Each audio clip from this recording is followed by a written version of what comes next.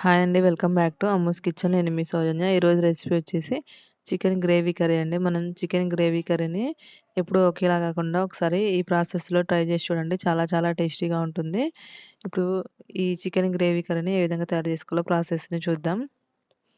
ముందుగా మనం ఒక హాఫ్ కేజీ వరకు చికెన్‌ని తీసుకొని శుభ్రంగా కడిగి ఒక 2 టైమ్స్ ఒక గిన్నెలోకి తీసుకోవాలి.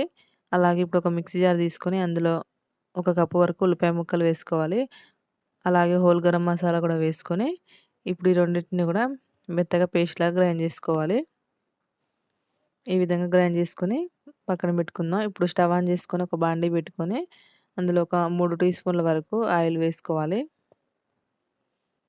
ఆయిల్ హీట్ ఎక్కాక ఇప్పుడు మనం గ్రైండ్ చేసి పెట్టుకున్న ఉల్లిపాయ పేస్ట్‌ని అందులో వేసుకోవాలి. వేసుకొని ఉల్లిపాయ పేస్ట్ పచ్చివాసన పోయేంత వరకు వేయించుకోవాలి. అలాగే ఒక 2 పచ్చిమిర్చి కూడా కట్ చేసుకొని వేసుకోవాలి. కొంచెం పుదీనా తరుగు వేసుకొని వీటన్నిటిని కూడా మగ్గించుకోవాలి పచ్చివాసన పోయేంత వరకు. ఈ విధంగా బ్రౌన్ కలర్ అయ్యేంత వరకు ఫ్రై చేసుకున్నాక ఇప్పుడు అందులో ఒక 2 టీ స్పూన్ల వరకు అల్లం వెల్లుల్లి పేస్ట్ వేసుకోవాలి. అల్లం వెల్లుల్లి పేస్ట్‌ని కూడా పచ్చివాసన పోయేంత వరకు మగ్గించుకోవాలి. ఇప్పుడు అందులో మనం చికెన్‌ని వేసుకోవాలండి. చికెన్‌ని వేసుకొని మొత్తం ఒకసారి కలుపుకోవాలి.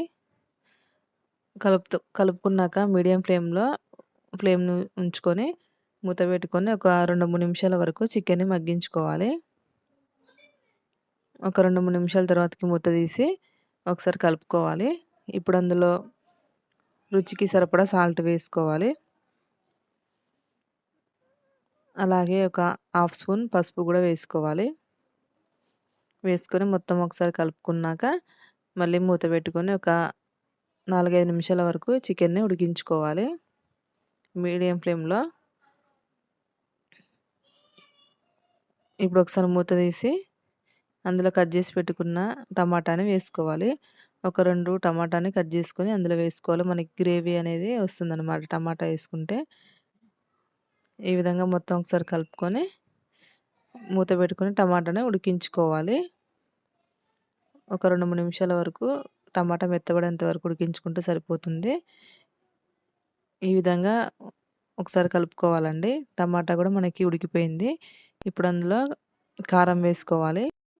ఒక 2 టీ స్పూన్ల వరకు కారం వేసుకోవాలి.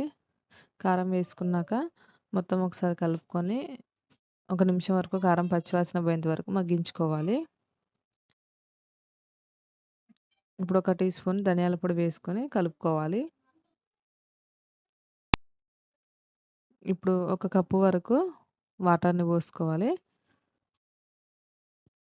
వాటర్ పోసుకొని మొత్తం ఒకసారి కలుపుకోవాలి. ఇప్పుడు ఒక పావు స్పూన్ వరకు గరం మసాలా, అలాగే కొంచెం కొత్తిమీర తరుగు వేసుకొని ఒకసారి కలుపుకున్నాక ఇప్పుడు మీడియం ఫ్లేమ్‌లో 5 మినిట్స్ వరకు ఉడికించుకోవాలండి మూత పెట్టుకొని. ఈ గ్రేవీ అనేది చిక్కబడేంత వరకు ఉడికించుకుంటే సరిపోతుంది. మధ్య మధ్యలో కలుపుతూ ఉండాలి.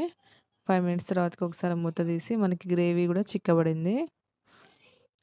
ఈ విధంగా మనం చికెన్ గ్రేవీ కర్రీని ప్రిపేర్ చేసుకోవచ్చు. చాలా అంటే చాలా టేస్టీగా ఉంటుంది. మీరు ఒకసారి ట్రై చేసి చూడండి. మీకు ఈ వీడియో నచ్చినట్లయితే ప్లీజ్ లైక్ చేయండి, షేర్ చేయండి, కామెంట్ చేయండి, సబ్స్క్రైబ్ చేసుకోండి. Thanks for watching.